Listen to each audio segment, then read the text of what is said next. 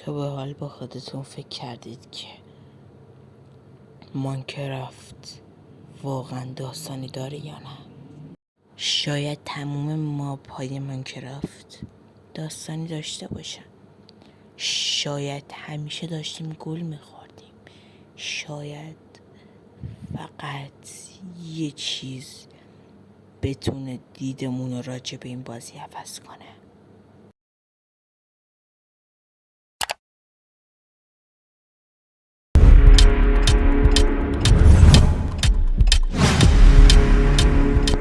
سلام دوستان، چطورید؟ من سینا هستم و خیلی خوش اومدید به اولین ویدیوی من سینا هستم و تازه فعالیت خودم رو داخل یوتیوب شروع کردم. راستشو بخواید کاراکتر من یه گربه است و فعلا قصد فیس ریویل ندارم و حالا من بچم و خب کلا 13 سالمه. دوستان، من کلا 13 سال دارم و خب فکر نکنم اولش اوضاع خوبی داشته باشم، ولی بهتون قول میدم کیفیت کارم رو بهتر کنم.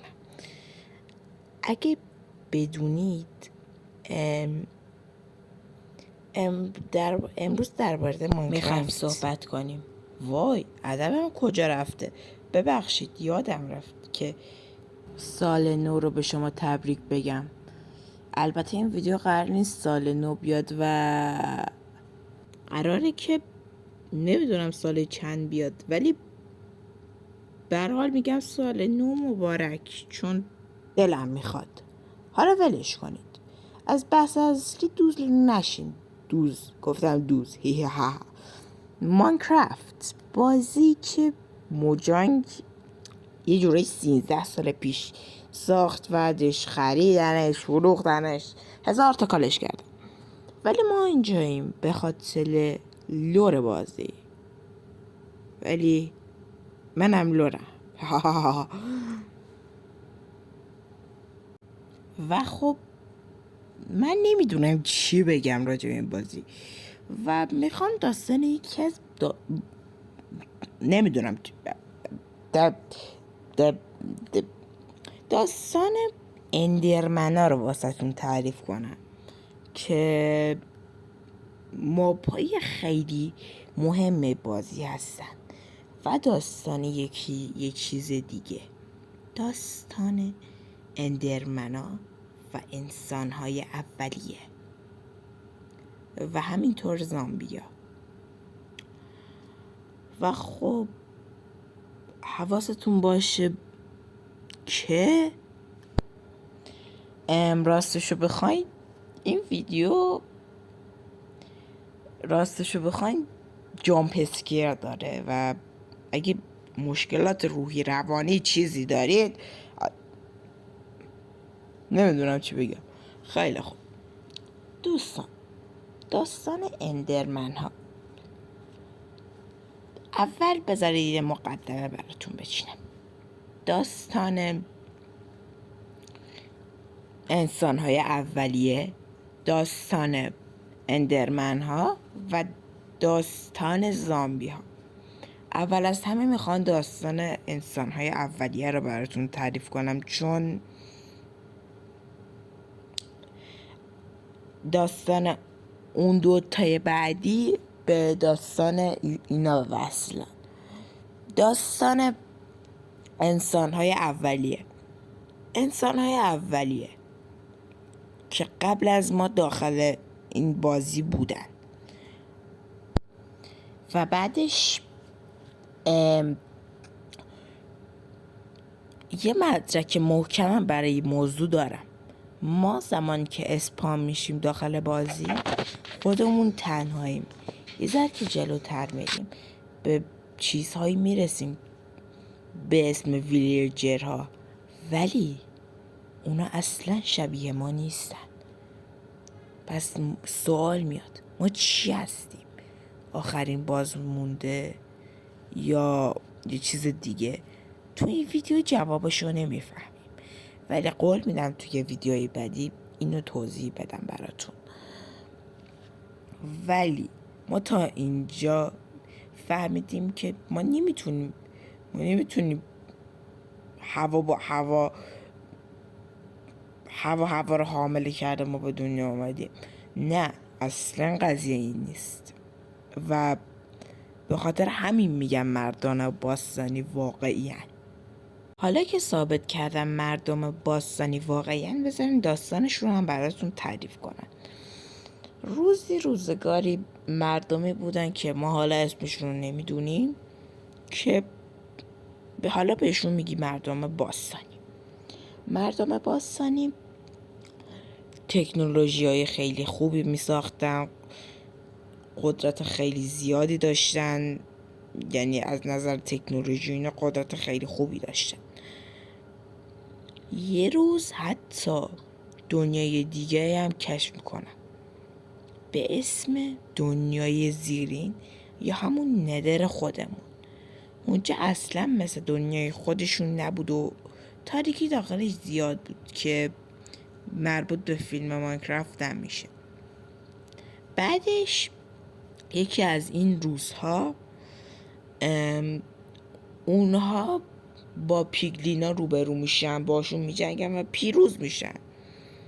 خب 100% پیروز میشن، چون اونا مردم باستانی بودن. شمشیراشون رو دیدی نیزه داشتن اونا. بعدش اونها میان و چیکار میکنن؟ میان و اون بلاک ها بودن، حالا من اسمشون رو یادم نیستا، اونا رو میان مثل آیرن گولم میان اینجا و اینجوریشون میکنن و 3 کله اسکلت سیاه میذارن روش که میکشن و پیدا میکنن. بعدش اون تبدیل به ویدر میشه. بعدش پورتال هم آقا باز بودش، اون میاد داخل پورتال و کل شهر رو با آشوب میزنه. مردم باستانی مجبور شدن که برن توی قاره زندگی کنن به خاطر ویدر. یه روز یکی از مردم باستانی کنجکاو میشه و میره بیرون که یه حال با ویدر روبرو میشه و مردم وحشت میکنن و اونم فرار میکنه. بعدش مردم باستانی، یعنی اونایی که مثلا خیلی زور داشتن، میان تا با اون موجود بجنگن. بعدش اون موقع هم داشتن روی پورتالی کار میکردن که بعدش اون پورتال روشن میشه. بعدش موجودی ازش میاد بیرون که هیچکی انتظارشو نداشته، کسی نیست به غیر از واردن. بعدش به جای اینکه واردن براشون تهدید باشه، واردن میاد و چیکار میکنه؟ واردن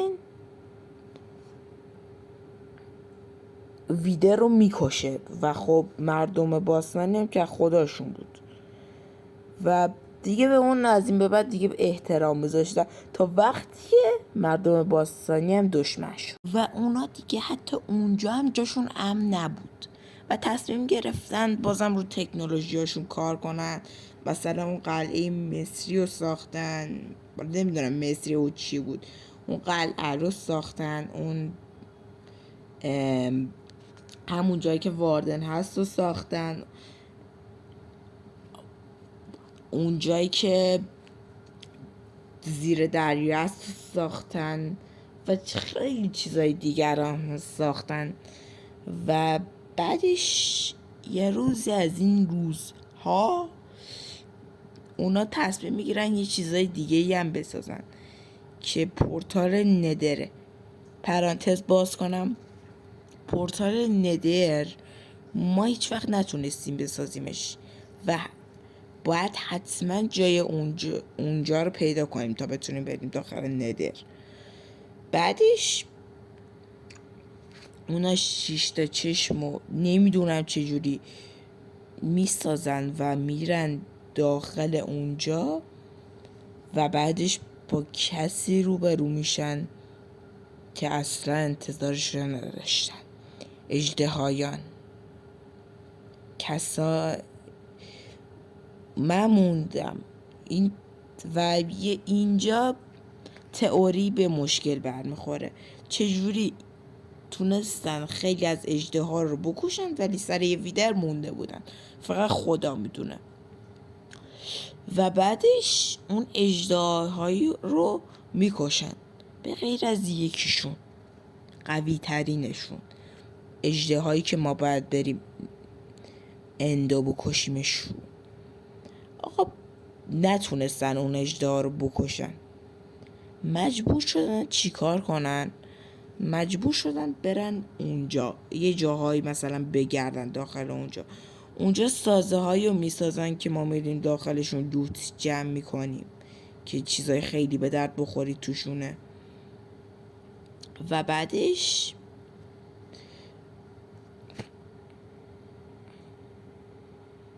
پرانتز باز کنم، اینجا یه تئوری خودم میگم، پرانتز بسته. راستشو بخواین این تئوری خودمه و با قطعیت نمیتونم بگم. یه قبیله خیلی زیاد از اون قبیله که رفته بودن کنجکاوی کنن، من بهشون میگم قبیله ارشاد، که رفته بودن اونجا بگردن گم میشن و چیزی برای خوردن پیدا نمیکنن. ولی این میوه ها رو دیدین داخل اند، اونا رو برمیدارن و میخورن از بس گشنه بودن. آقا یکی خوردن هیچی نشد، 2 تا خوردن هیچی نشد،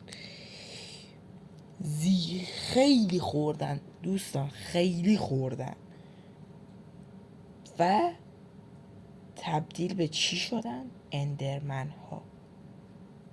دوستان گوش کنید، این ویدیو خیلی طولانی شد و الان من نمیتونم داستان زامبیا رو براتون توضیح میدم، ولی در ویدیوی بعدی به داستان زامبیا هم میپردازیم که ببینیم زامبیا چی بودن یا چی شدن یا یه همچین چیزی. دوستان اینجا کانال 980، خیلی به کانال ما خوش اومدید. لایک کنید که بتونن بیشتر ببینن، سابسکرایب کنید تا دل من و زنگوله رو بزنید تا دوستتون داشته باشم. بوس بهتون، کار ندارید. خداحافظ.